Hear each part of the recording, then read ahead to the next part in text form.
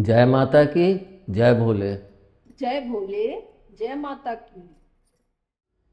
पिताजी, यह प्रश्न एक भक्त के द्वारा व्हाट्सएप के माध्यम से पूछा गया है, जिनका नाम प्रियंका है।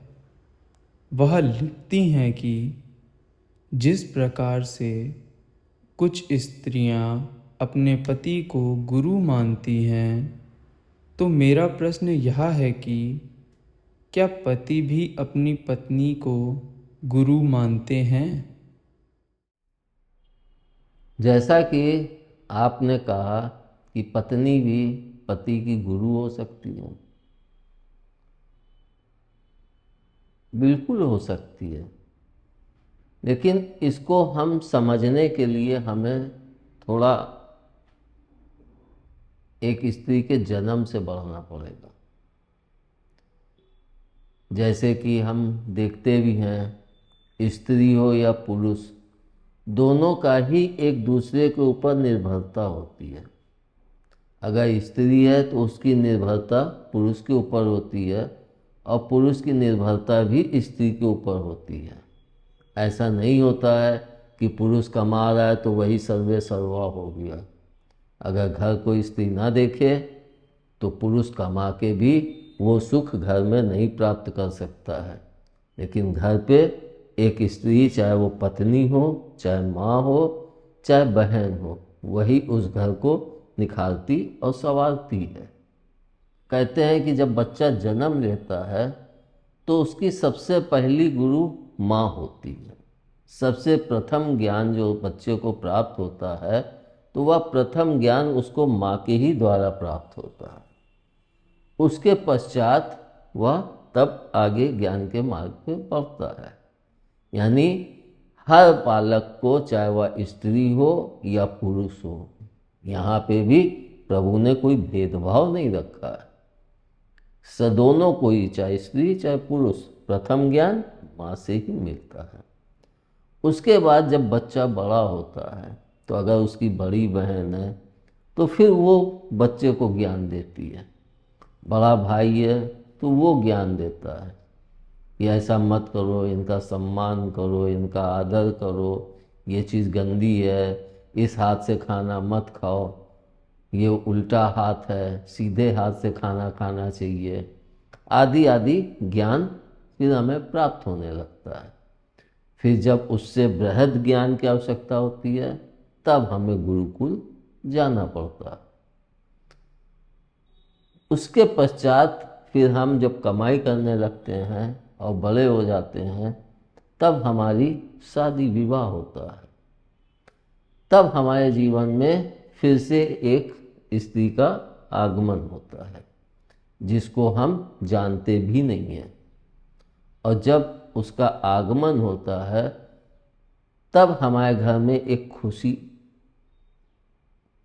पूरे घर में शादी विवाह में हम लोग देखते ही हैं कि पूरे माहौल में एक खुशी उत्पन्न हो जाती है।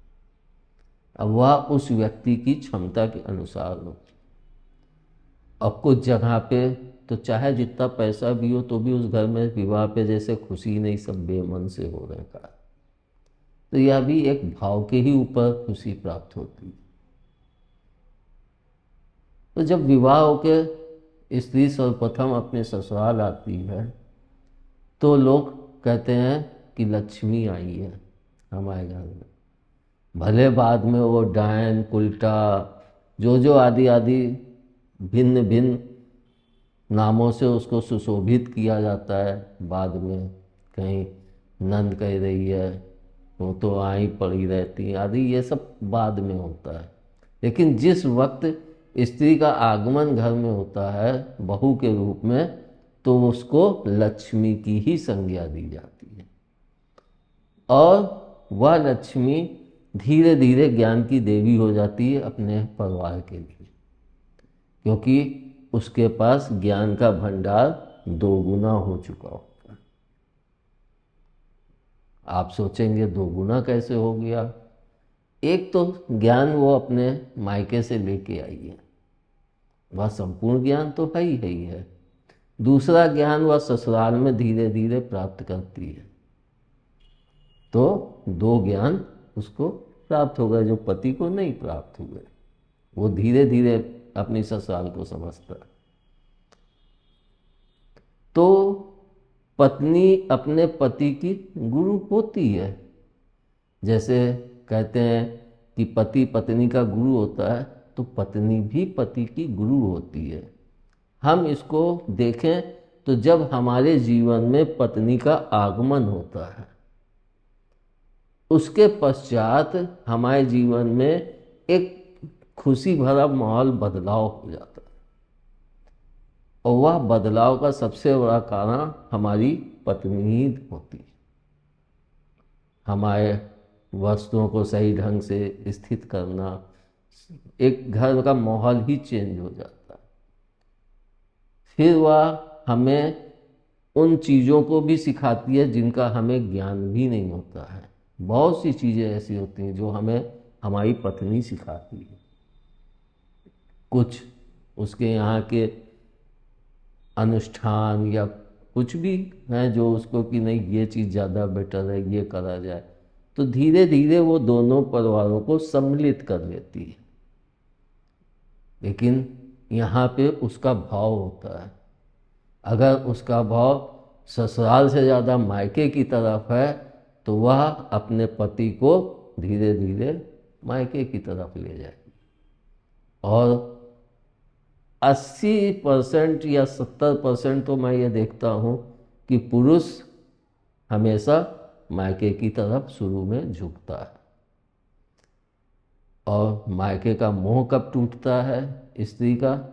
जब उसके भाई के बच्चे बड़े होते हैं, तब वह संपूर्ण ज्ञान अपने बच्चों को देने लगती, उनके परिवार को संभालने लगती। फिर अपने बच्चे की बहू की सास बन जाती है। फिर वह अपनी बेटी को ज्ञान देती है कि तुम्हारी सास, वो बेटी बताई हमारी सास ये करती है, ये करती है, तो उसे कि ये ऐसा है, ये गलत है, तुम इसको मत करना, ये मत करना, वो मत करना।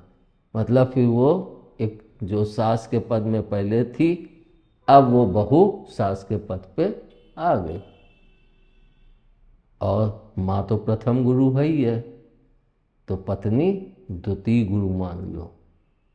क्योंकि माँ के बाद वह ज्ञान जो अधिक मात्रा में प्राप्त होता है और जो एक लंबे समय के लिए सहयोगी होती, जैसे माँ जन्म से लेके एक लंबे समय तक हमारी सहयोगी होती है, उसी तरह से पत्नी भी हमारे जीवन में आगमन होने के पश्चात वह भी एक लंबे समय तक हमारी सहयोगी होती और हमारे सुख दुख दोनों की ही साथी होती है। इसको गांधी जी ने कहा भी है कि पत्नी से बड़ा सच्चा साथी संसार में कोई दूसरा नहीं हो सकता है। तो जब साथी हो सकता है तो गुरु क्यों नहीं हो सकता? साथी एक दूसरे को ज्ञान देते हैं, तू मेरा गुरु है, मैं तेरा गुरु हूँ। इसको हम देखें तो विष्णु जी शिव जी को गुरु मानते हैं और शिव जी विष्णु जी को गुरु कहते हैं। तो कोई भी व्यक्ति स्वयं तो नहीं गुरु हो सकता है कि वो कहे कि मैं तुम्हारा महागुरु हूँ, बल्कि दूसरे को सामने वह अपने को इतना श्रेष्ठ प्रस्तुत करता है कि वह व्यक्ति उसके उपदेशों को सुन के उसको महागुरु या गुरु की संज्ञा देने लगते हैं। और हम देखें भी तो हम बहुत से लोगों के जीवन में देखें तो पत्नियों ने अपने पति की उठान में बहुत सहयोग दिया, कष्टों में बहुत साथ देती है। इतना साथ देती है, इसका अनुभव मैंने भी किया है कि पत्नी कष्ट में अगर हमारा संपूर्ण साथ देती है तभी वह सच्ची साथी होती है। क्योंकि कुछ पत्नियां कष्ट में अपने पति का साथ छोड़ देती हैं। बहुत से पति हैं कष्ट में अपनी पत्नी का साथ छोड़ देते हैं। मतलब फरा फरा मिला तो हमारा, नहीं तो हटो जाओ, ये गलत है। तो हमें पत्नी हमारी गुरु बहुत सी जगह होती है। और यह भी कहावत कही गई है कि हर व्यक्ति के जीवन में किसी न किसी स्त्री का हाथ जरूर होता है जो उसको ऊंचाइयों की तरफ ले जाता है, और हर स्त्री का साथ कहीं ना कहीं पुरुष को पतन की तरफ भी ले जाता है। इसलिए गुरु भी होती है तो वह पतन के लिए भी जिम्मेदार होती है। इसलिए हम यह नहीं कह सकते हैं कि कोई व्यक्ति सिर्फ गुरु ही होता है, लेकिन कोई व्यक्ति गुरु बन के भी दुष्ट होता है और कोई व्यक्ति दुष्ट बन के भी गुरु बन जाता है। जैसे कि हमने कई ऋषि मुनियों के मुंह से सुना है कि अपने से जिससे भी हमें ज्ञान प्राप्त हो हम उसे ही गुरु मान लें। हमें एक कुत्ते से भी ज्ञान मिला है कुछ, तो वह कुत्ता भी मेरा गुरु ही है। यानी हमें जहाँ भी ज्ञान मिले वह मेरा गुरु ही होता है। और जब हमें पत्नी से ज्ञान मिल रहा है तो वह हमारी गुरु क्यों नहीं होगी। और अगर हम अपने जीवन में अपने पारिवारिक में खुशियाँ लाना चाहते हैं और हम चाहते हैं कि पत्नी हमारे नीचे झुकी रहे, तो इसका मतलब होता है कि हम पत्नी को अपना गुरु बनने ही नहीं दे रहे हैं, उसको हम अपना गुरु बनने ही नहीं देना चाहते हैं, क्योंकि हम चाहते हैं कि वो हमेशा मेरे जूती के नीचे ही काम करे या मेरे से नीचे ही अनुभव करे कि मैं इनसे नीची हूँ। उसके अंदर ये भाव ही ना जागृत हो कि मैं इनसे ज़्यादा पढ़ी लिखी हूँ या मैं इनसे ज़्यादा मेहनत करती हूँ या मैं इनसे ज़्यादा श्रेष्ठ हूँ। वो बीच बीच में कुछ ना कुछ वर्डिंग या कमेंट करके उसके उस उत्साह को नीचे गिरा देते हैं, जो कि उचित नहीं होता है। मैंने कई घरों में देखा है, पत्नी कमाने लगती है तो धीरे धीरे पति के मन में यह भाव आने लगता है कि अब तो तुम कमा रही हो तो तुम मेरी क्या सुनोगी, क्योंकि अब तो तुम स्वयं मालिक हो गई हो। और अगर पत्नी पति से ज़्यादा कमाने लगती है तब तो पति के दिल में और भी आग लगती है। लेकिन वही आग जब पति कमाता है तो पत्नी के दिल में क्यों नहीं लगती। तो वो दिल पति अपने अंदर क्यों नहीं बना पाता है। और अगर पति पत्नी दोनों को एक कि पति मेरा गुरु है तो पति भी माने कि पत्नी मेरी गुरु है, और दोनों एक दूसरे को अपना गुरु मानेंगे, तो आप ये समझिए ना पत्नी अपने पति को जल्दी कोई गलत बात कहने की कोशिश करेगी और ना कभी पति अपनी पत्नी को कहेगा। लेकिन हाँ, थोड़ी बहुत नोक-झोंक होना आवश्यक है, क्योंकि अगर घर में हम बर्तन रखते हैं तो अगर वो खड़खड़ाएं नहीं, आपस में कुछ ध्वनि ना उत्पन्न हो, तो फिर बर्तन है भी कि नहीं है पता ही नहीं चलता है। एक गिलास भी गिरता है तो कितनी दूर तक ध्वनि करता है। इसी तरह पूर्व पति पत्नी के बीच में थोड़ी बहुत खटपट होनी चाहिए। और वो मैं देखता भी हूँ, हमारे इष्ट के बीच में, विष्णु जी लक्ष्मी जी के बीच में, राधा कृष्ण के बीच में, सीता और राम के बीच में, सभी के बीच में थोड़ी बहुत नोकझोंक होती है, क्योंकि नोकझोंक के बाद ही फिर एक खुशी आरंभ होती है।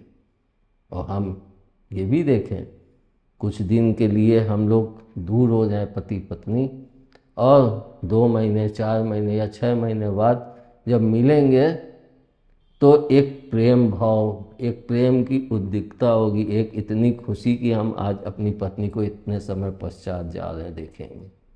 और वही हाल पत्नी का भी होता है। तो जब दोनों के अंदर समान भाव चलते हैं एक दूसरे के लिए, किसी के अंदर थोड़ा नरम है, किसी के अंदर थोड़ा गरम है, तो थोड़ा हम सहें थोड़ा तुम सहो, जीवन खुशमय हो जाएगा।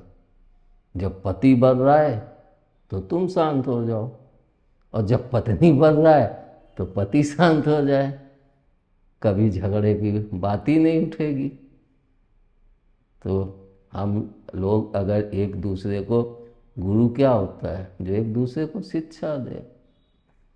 पत्नी शांत हो गई, तुम्हें शिक्षा मिल गई कि मैं तो बक रहा हूँ, ये शांत है, चुप हो जाओगे, तो गुरु हुई नहीं, शांति के साथ जवाब दिया कि नहीं। तो पत्नी हमारी गुरु हो सकती है लेकिन हम गुरु जब उसको बनाएंगे तभी हो सकती है। हमारे अंदर अगर यह कामना है कि पत्नी है, बहुत से पति तो नौकरानी समझते हैं पत्नी को, लेकिन हमारी पत्नी है, हमारी सहयोगी है, हमारी साथी है, तो हमारी गुरु भी है वो, क्योंकि बहुत सी शिक्षा हमें पत्नी से ही प्राप्त होती हैं। आप इसको इस तरह से भी देख सकते हैं कि आप ससुराल गए, आपको पता ही नहीं कि यहाँ क्या है कैसे क्या है, तो वो वहाँ की शिक्षा सब पत्नी दी कि नहीं, तो वो आपकी गुरु हो गई।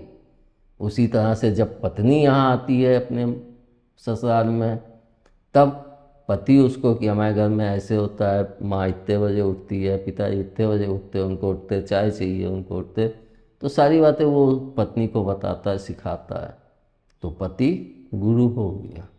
इस तरह से हम यह कह सकते हैं कि पति पत्नी दोनों ही एक दूसरे के पूरक हैं और दोनों ही एक दूसरे के गुरु हैं। धन्यवाद। जय माता की, जय भोले। जय भोले, जय माता।